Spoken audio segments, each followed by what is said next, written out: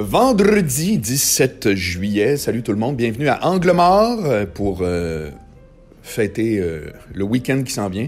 Grosse pluie, tonnerre à Montréal, les gros éclairs blancs, là, genre vers 5 heures le matin, c'était spécial. Là, il pleut encore élevé.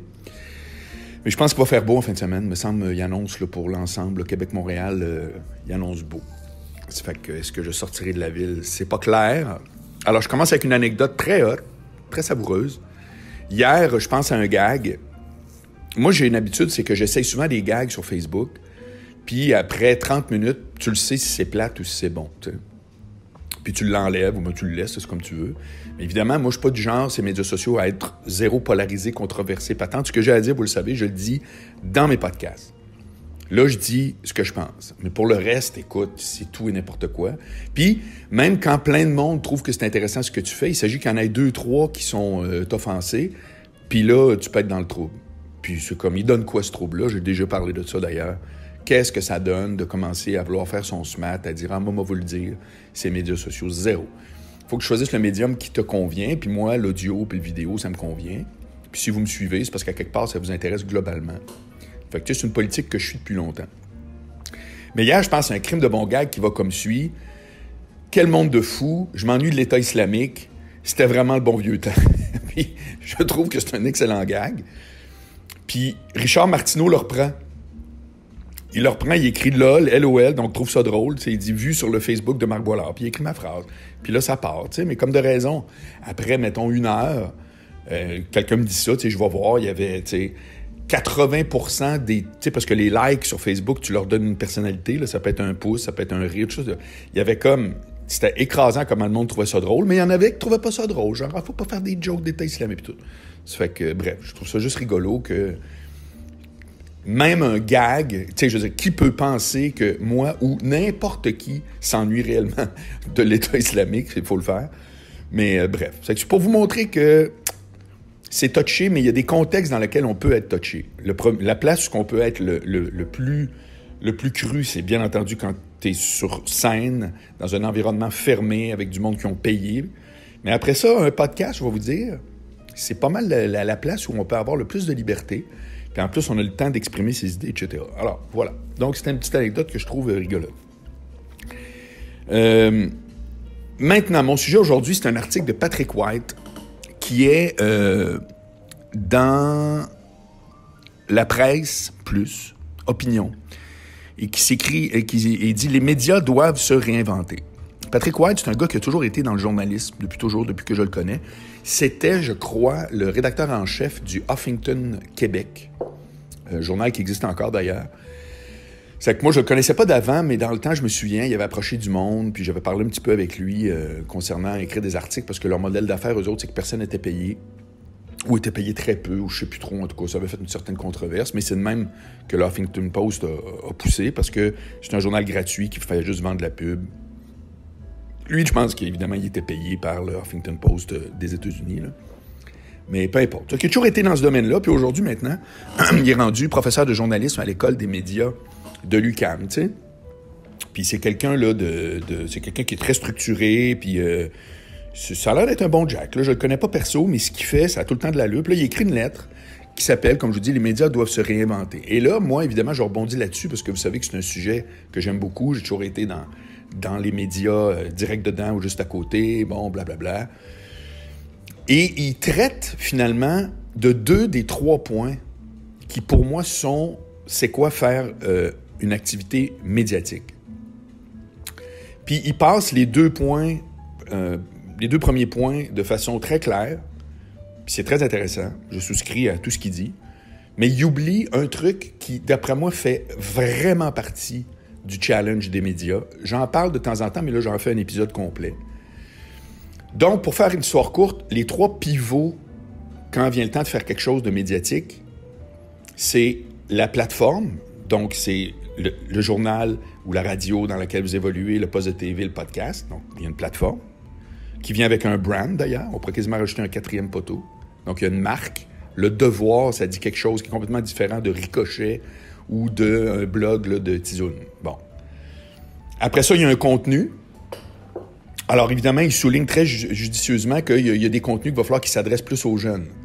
Si les contenus sont toujours juste ce que moi je déplorais énormément au FM 93, c'est-à-dire, ah tiens, aujourd'hui, parlons donc encore du tramway, mais surprenez-vous pas si les 25-54 ne sont pas présents. C'est des sujets de vieux, total.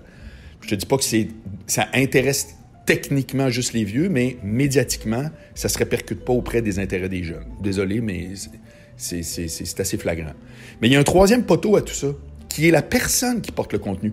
Quand tu lis l'article de Patrick, c'est comme si tout est désincarné. C'est-à-dire que le journaliste, que ce soit lui ou un autre, on s'en fout. L'animateur, ben écoute, manifestement, on le change. L'important, c'est d'être à l'antenne de TVA, tu sais, puis etc. Et c'est ce bout-là, moi, je pense, où la réinvention là, est la plus palpable, puis c'est le plus enlisé dans une culture d'entreprise d'un autre monde, c'est-à-dire d'un ancien monde. C'est-à-dire que moi, je réalise que les médias d'information, là, je vais vraiment étayer ma théorie très précisément, les médias d'information, non pas de divertissement, eux autres, ils ont très bien compris, mais les médias d'information ont une culture journalistique à l'excès.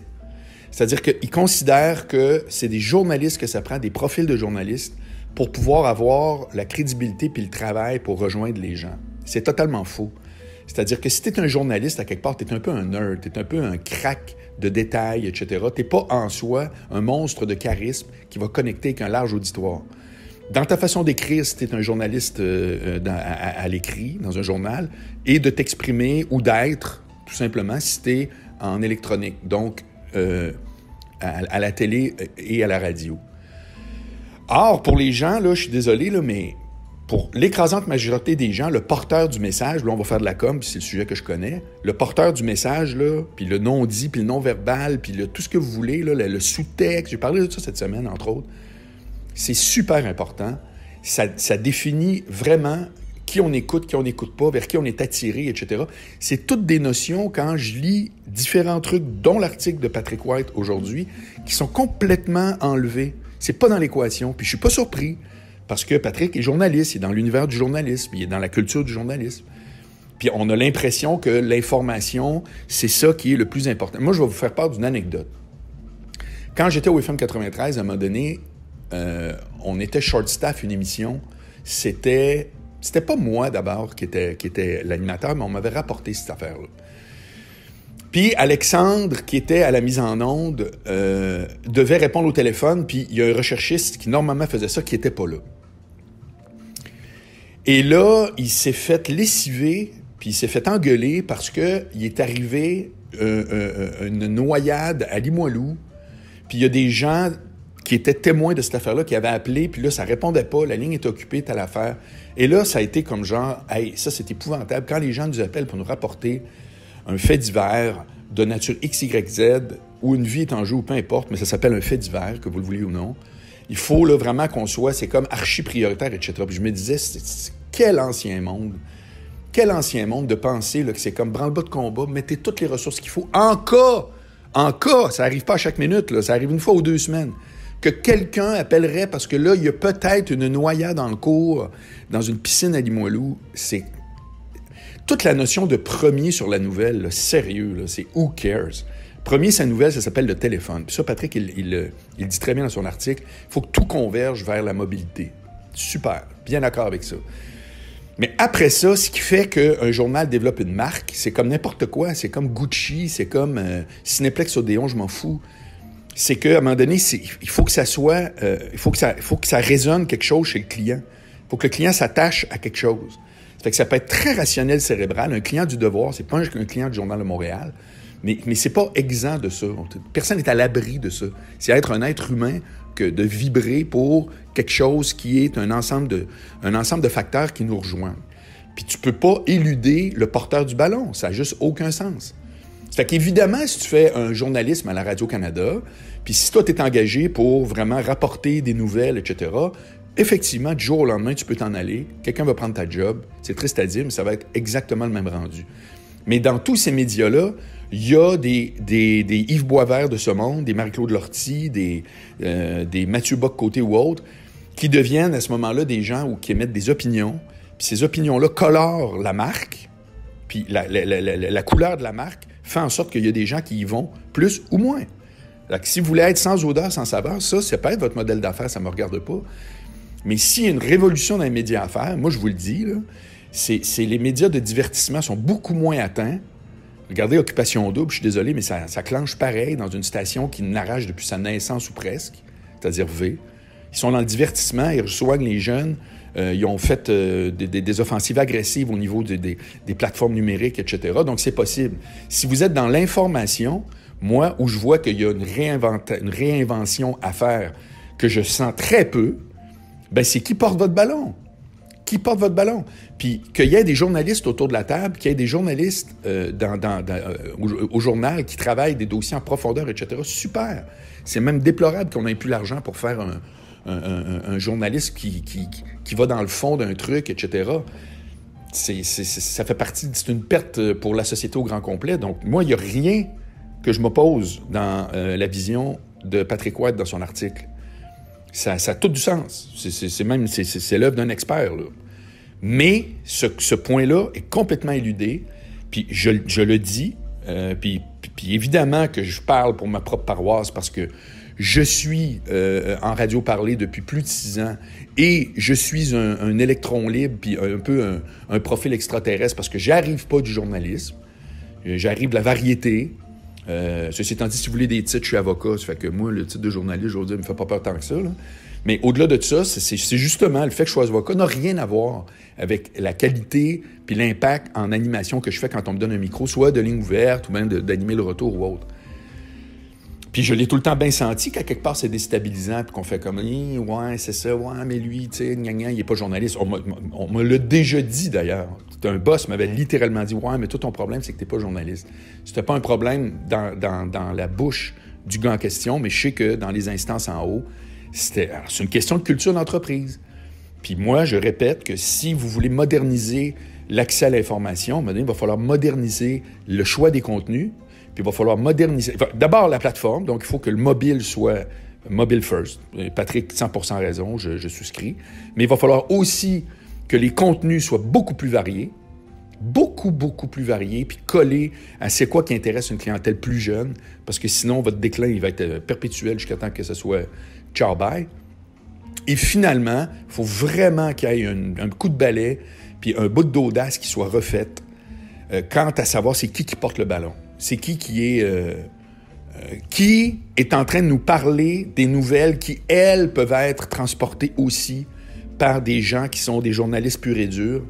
Donc, un animateur funky entouré de gens qui sont des experts dans le monde puis dans la fonction journalistique, moi, je pense que c'est winner. Mais je sens que l'électronique ne sont pas rendus là quand vient le temps de parler d'information et je sens que les journaux sont un peu plus sur cette piste-là, mais qui ont un problème de monétisation.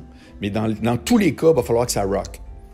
Il va falloir que ça rock, je suis désolé. Puis ceux qui trouvent que tout le monde en parle, c'est de l'infotainment, puis c'est comme moitié ici. Ben justement, c'est pour ça que ça fait 1 million à chaque épisode. C'est pour ça que ça dure 13 ans. Je pense que ça revient pour une 13 ou 14e année. C'est exactement pour ça. Parce qu'à quelque part, tu laisses la chance à du monde de venir porter leur contenu. Puis de l'autre, ben, tu as un Danny Turcotte qui vient dépeigner ça un peu, etc. J'ai toujours dit que la seule raison pour laquelle actuellement on n'a aucune ou à peu près aucune émission de littérature, c'est parce que c'est tout le temps porté par des auteurs qui sont par définition des gens très straight, qui sont moyennement colorés, etc., mais qui savent écrire, qui ont lu des livres. Ah, bravo! Mais je veux dire, des animateurs rigolos qui lisent des livres, puis qui sont... Puis quand je dis rigolo, ça veut pas dire d'être drôle, t'es pas obligé d'être drôle, ça n'a rien à voir. Mais c'est mortel de voir à quel point, tout à coup, quelque chose qui est aussi répandu et important que la lecture, on ne soit pas capable d'avoir une émission de littérature. On ne peut pas avoir une émission qui fait comme « Hey, checkez ça, comment ça marche. Cette semaine, on a 3 invités, un humoriste, une chanteuse, ils viennent nous dire c'est quoi le dernier livre, on en débat. Comprends-tu? Il y a des formules, il y en a 1000. Mais c'est comme, non, là, il va falloir que ça soit... Puis c'est toujours un problème de chasse gardée.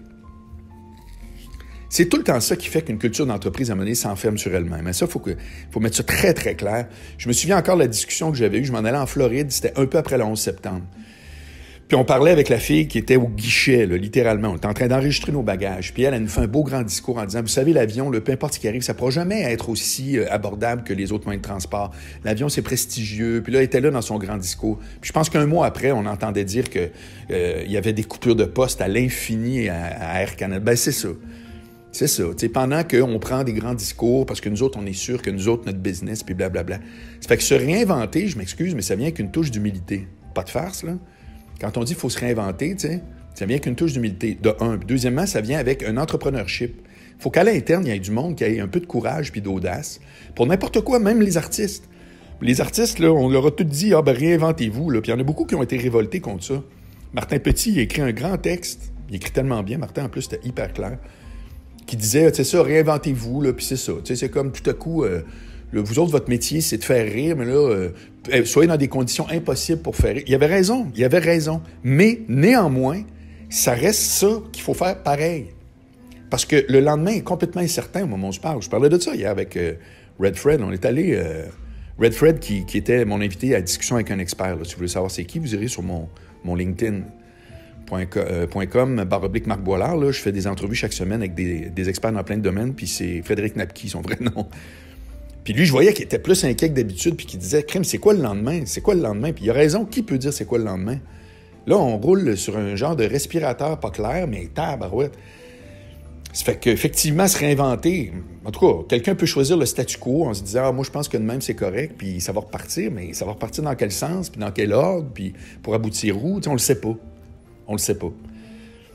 Ça fait que... Bref, tout ça pour dire que mon résumé, c'est que la vie médiatique, moi, je pense qu'elle va être encore... Elle est hyper importante. À vrai dire, même à cause d'Internet, elle est bordélique. Autre sujet. Mais... Donc, dans l'ordre, vous irez voir là, l'article là, de Patrick White, c'est sorti hier, donc le 16 juillet dans la presse. Et puis, il fait le tour vraiment des enjeux, etc. C'est top. Je trouve juste qu'il manque un truc qui, pour moi, fait une énorme différence dans la réinvention. J'ai donc la misère avec ce verbe-là, ce mot-là, qui n'est même pas compliqué. Réinvention, c'est ça. C'est vraiment les porteurs de ballon. C'est-à-dire qu'à un moment donné... il va falloir vraiment que tout le monde, dans l'information, se pose la question qui amène de l'eau au moulin? C'est qui fait en sorte qu'on a un lectorat qui monte? Puis l'autre affaire, c'est qu'il va falloir que le monde arrête aussi de parler juste au même monde. L'important, c'est d'amener du nouveau monde. En radio, c'est pas d'amener du monde qui écoute déjà la radio, puis de dire, il était à droite, on va l'amener à gauche. Qui n'écoute pas la radio, qui va revenir à la radio? C'est ça le vrai défi. Qui actuellement lit pas les journaux, s'intéresse pas à l'actualité? Ces gens-là, il faut être capable de les ramener. Puis là, à un moment donné, tu les ramènes, puis une fois qu'ils ont le nez dans un journal qui est sur leur téléphone, à côté de leur piscine, avec une bière, bien, ils se mettent à dire, sans s'en rendre compte, « Oups, c'est intéressant. » Moi, je me souviens, mon premier livre, Le Code Boilard du vrai gars, il y a plein de gars qui me disaient, « C'est le seul livre que j'ai lu. » Fait que tu fais comme, est-ce que je devrais dire, « C'est épouvantable, le monde ne lise pas, c'est terrible, c'est zéro. » Ou tu te réjouis de faire, « Ben, coudonc, il y a un livre. » Et peut-être que ça lui a donné le goût d'aller ailleurs. Peut-être qu'il a fait comme, tu sais quoi, je sais pas, il y avait peut-être une espèce de sacralisation. Peut-être que pour une clientèle, un livre, c'est une affaire. Pour une autre clientèle, pour une gang plus instruite, je sais pas quoi. Moi, c'était un livre rigolo, comprends-tu, qui parlait d'affaires de gars. Ça fait que, hop, soudainement, bang. Moi, quelqu'un qui dit, j'ai acheté un livre de recettes, là, dans ma tête, à moi, il a acheté un livre. Puis, je vais vous dire de quoi, ma tante Colette, à un moment donné, je demande à maman, puis ça fait très longtemps, là, j'avais comme 20 ans, puis je dis, ma tante Colette, c'était la femme du frère de mon père. C'est que mon père, il était 6 enfants, puis ils sont tous mariés, puis mon oncle Laurent avait une femme qui était Colette. Puis je m'entendais bien avec, tu sais. Puis je savais qu'elle faisait des petits jobs, puis tu sais, il vivait maigre, puis il n'était pas allé à l'école. Puis à un moment donné, je disais, maman, ma tante Colette, c'est une lectrice. Parce que je la voyais jaser, puis tout. Elle dit, ah oui, ma tante Colette, elle doit lire un livre par semaine. Elle est tout le temps en train de lire. Mais j'ai dit, tabarouette, je l'ai vu. Je l'ai vu. Je comprends qu'elle venait d'un milieu modeste, etc., puis que mon oncle Laurent n'était pas allé à l'école, puis tout ça. J'ai compris entre les lignes, là. Mais je voyais, quand elle te parlait, il y a quelque chose. Ben, c'était une lectrice. Et voilà. Ça fait que de faire lire éco-vedette à quelqu'un, moi, je m'en claque, de faire lire n'importe quoi, il y avait eu un gros tollé à un moment donné parce que le thème d'un salon du livre à Montréal, c'était les livres de cuisine. Puis c'était, c'est épouvantable. Ben non, c'est pas épouvantable. Puis l'an prochain, ce sera les essais de montagne. Mais cette année, c'est des livres que les gens achètent. Puis s'ils achètent un livre, ils sont susceptibles d'en acheter de d'autres. Ça fait que ça n'oppose pas les choses. Sur ce, un bon week-end. Salut!